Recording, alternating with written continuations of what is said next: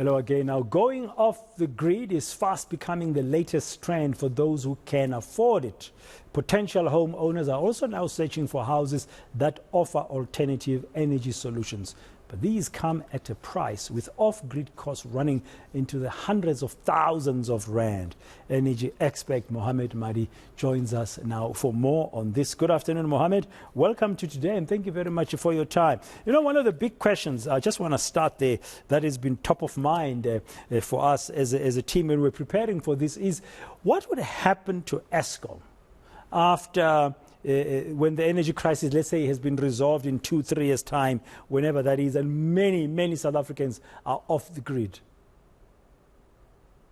It's a great question, and I think it's a fundamental question. So it's not only the residents or, the private sort of houses that are going to be off-grid, but a large number of businesses and a large number of very big power users are also going to have their own solutions, alternative solutions. So there'll be different degrees of dependency on the grid. And those that can afford it will be as independent as possible, because you don't want to be exposed to the high escalations that will occur in the future. This means that Eskom will look very different to what it is today. In 2 or 3 years' time, in a very short space of time, Eskom will be much smaller. Eskom will probably move to being an operator of the network. The reality is that Eskom is not a competitive generator of power. Our power stations are not competitive in terms of price. They are not clean. They rely on coal, and they rely on expertise that is dying out, not only within Eskom, but within Eskom's supplier base. So all those companies, and this is something not often spoken about, all those companies that supply the major equipment to Eskom, those companies are no longer investing in coal technologies. So that is also dying down. So Eskom will, I think, ultimately become the network operator. You'll have competitive generators putting power on a competitive basis onto the network over the next few years. It's not going to happen overnight. And you'll have the ability to buy that power, for short periods of time, maybe for the month ahead or the day ahead eventually, and certainly for the year ahead. So that's the scenario where we're moving to, and it's not unheard of. It's what happened in other countries. Exactly where this kind of problem has occurred in the developed world. Eventually, it's moved to what we call a merchant market model. Yeah, and many property developers, I guess, as they embark on new projects, building new complexes, they're going to have to make sure that they are fitted with alternative sources of energy, because buyers now into the future are going to be looking at that as an advantage. Absolutely. In fact, there's a whole science around this, where property developers understand you have to have an efficient property and efficient buildings on that property. And part of that efficiency is ensuring that you have the lowest cost of energy. So, for example, using electrical heating and electrical cooling is not the most efficient. There are alternatives. And worldwide, there's a huge amount of research and a huge amount of expenditure that goes into new technologies. In fact, we keep what we call a technology radar. And on that technology radar, we have no fewer than 14 different technologies that over the next 5 years will be deployed as a matter of course within residences. These range from, non-electrical heating, non-electrical cooling, various efficient materials and actual building of these houses, special kinds of glass panes, solar panels that are not just on the roof but on the sides of buildings. That exists already. So a whole range of technologies.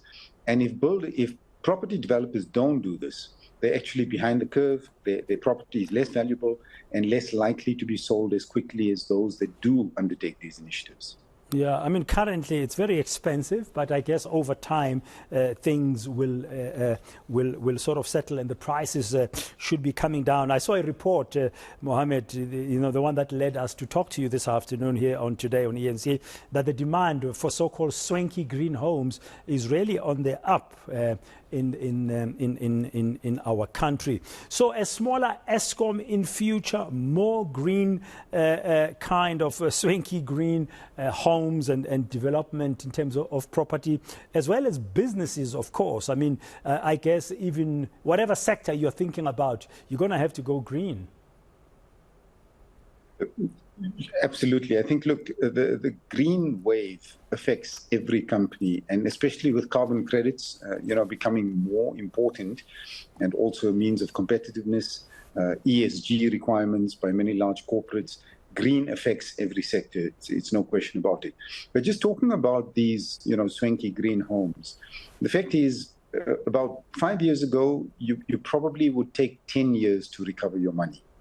At current tariffs and the way the tariff cycle is likely to evolve over the next few years, between 3 to 5 years, you would recover the kind of money you'd spend on the energy initiatives in these modern homes. So from an economic point of view, it's already viable. It actually gives you a good return. If you consider it as an investment, it gives you a great return, as opposed to not having it and having to spend money that is increasing at quite a high rate on an annual basis. Yeah. Finally, Mohammed, as a household, just at the minimum, because we hear about all kinds of possible solutions and costs and stuff, depending, of course, on the size of your property and your needs. What is the minimum you can do? I mean, I'm not an expert. You are, and one hears all kinds of terminologies of inverters and batteries and all of that. What would be the minimum advisable just to manage? Because Eskom is telling us things are going to get worse. Yeah.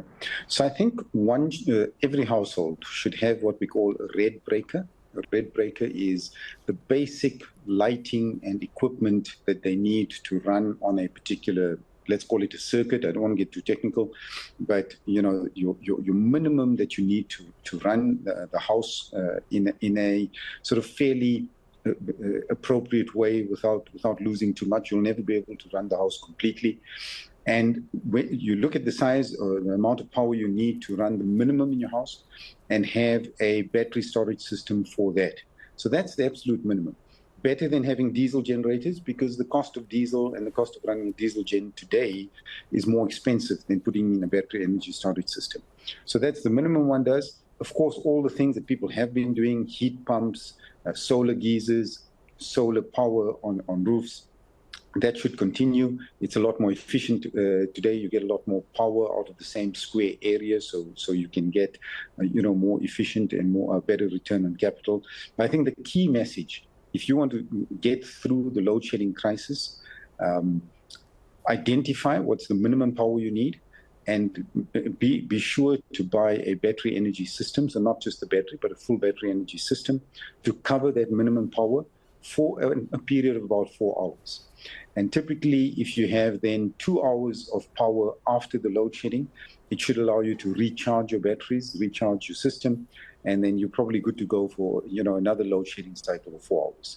That's the safest thing that households can do today.